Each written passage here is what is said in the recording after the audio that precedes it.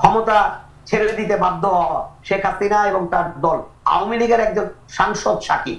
এই অবস্থায় তিনি যতই জাতীয় দলের ক্রিকেটার হন না কেন, সাকিব ঝুলছে, একটা শাস্তির খড়গ নেমে আসতে পারে তার উপরে।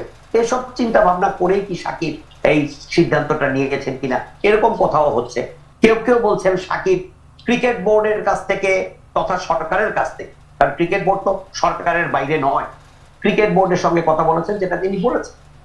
বোর্ড প্রেসিডেন্টের সঙ্গে কথা বলেছি, সিলেক্টর কোচ ক্যাপ্টেনের সঙ্গে কথা বলেছি। এখন ক্রিকেট বোর্ডের প্রেসিডেন্ট যে ফারুক আহমেদ যে কথাটা বলে, আহমেদের ক্রিকেট বোর্ডের প্রেসিডেন্ট হিসেবে কথা না, এটা কিন্তু সার্বক্ষণিকভাবে নিরাপত্তা দেওয়ার দায় দায়িত্ব তো ক্রিকেট বোর্ডের না।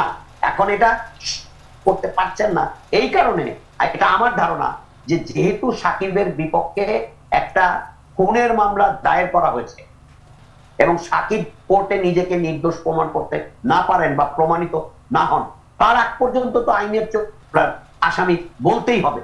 এবং সাকিব আওয়ামী লীগের একজন সাংসদও ছিলেন, কাজে তিনি জনতার রোষানলে পড়বেন না, আন্দোলনকারীদের কাছে লাঞ্ছিত হবেন না, এই গ্যারান্টি বা এই দায়িত্বটা নেবে কি? আবারও বলছি, আমার মনে হয় পার্সন সাকিবের উপলব্ধিটা বেশি হয়েছে।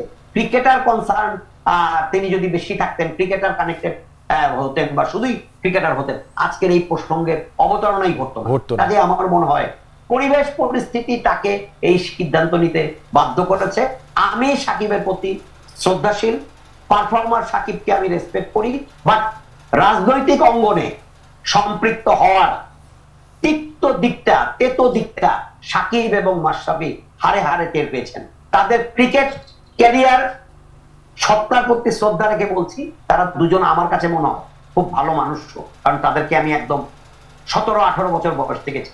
তারা মানুষ হিসেবে চমৎকার এবং দুজনই আমার কাছে মনে হয় কোন রকমের কোন অসামাজিক কার্যক্রমের সঙ্গে, রাষ্ট্রবিরোধী কার্যক্রমের সঙ্গে, বিরোধী কোন কার্যক্রমের সঙ্গে জড়িত থাকার সম্ভাবনা কম।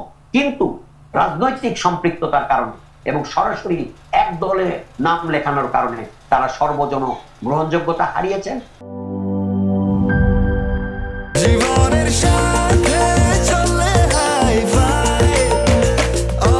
স্বাস্থ্যকর অল টাইম, সব সময় অল টাইম হেলদি লাইফ।